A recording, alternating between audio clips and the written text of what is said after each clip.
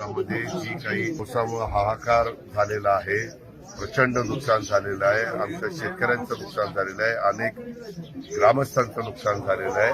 आता पुन्हा तुम्हाला माहिती आहे की 5-6 दिवस रेड अलर्ट सांगितलेला आहे. रेड अलर्ट सांगितलेला आहे. त्या सगळ्यातनं महाराष्ट्राला त्या ठिकाणी कुठली अडचण येऊ नये. आता खूप झाला पाऊस.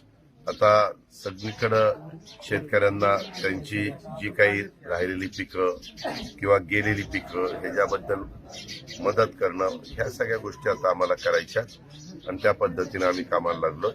आज इथं काही गोष्टीचं भूमिपूजन होतं. इथं संग्राम सोरटे आणि सोरटे परिवारांनी ही बारव होती फार पूर्वीची, तिथं जरा काही गोष्टी करण्याची गरज होती, त्याचं नूतनीकरण केलेलं आहे.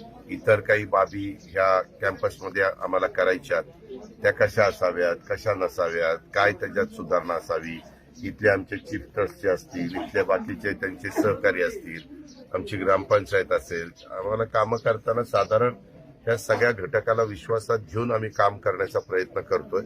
आणि इतर पण नागरिकांनी काही सूचना केल्या की इथं ही अडचण येते, तिथं भाविकांना आल्यानंतर पार्किंगच्या करता, दर्शन घेण्याच्या करता, स्वच्छतागृहाच्या निमित्तानं कुठली पण अडचण राहू नये, दर्शन पण त्यांना अतिशय व्यवस्थितपणे घेता यावं आणि त्यांचं समाधान व्हावं.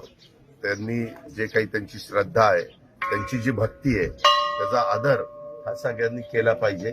इतर काही बाबतीत झाडांच्या मुळ्या कुठं काही क्रॅक गेले, अशा काही काही गोष्टी झाल्यात, त्याच्याबद्दल पण ज्या काही सांगायचंय ते मी सांगितलेलं आहे आणि ते आता आम्ही करू. मुख्यमंत्र्यांनी काल पंतप्रधानांची भेट घेतलेली आहे. जास्त मदत मिळण्याची काय? बरोबर आहे. परवा दिवशी आपल्याला आठवत असेल, अमित शहा साहेब आपल्या राज्यामध्ये होते, त्यावेळेस मुख्यमंत्र्यांनी भेटून पत्र दिलेलं होतं आमच्या तिघांच्या सहीचं आणि त्याच वेळेस पंतप्रधानांना भेटण्याचं ठरलेलं होतं. त्या पद्धतीनं मुख्यमंत्री पंतप्रधानांची भेट घेऊन महाराष्ट्राच्या 13 कोटी जनतेच्या वतीनं जे काही आता परिस्थिती निसर्गात कोपला आणि ही परिस्थिती निर्माण झाली ते सावरण्याच्या करता राज्य सरकार तर कटिबद्ध आहे, परंतु त्याच्यात केंद्र सरकारकडनं देखील चांगल्या पद्धतीने मदत व्हावी ही अपेक्षा व्यक्त केलेली आहे. पंतप्रधान नक्की देखील.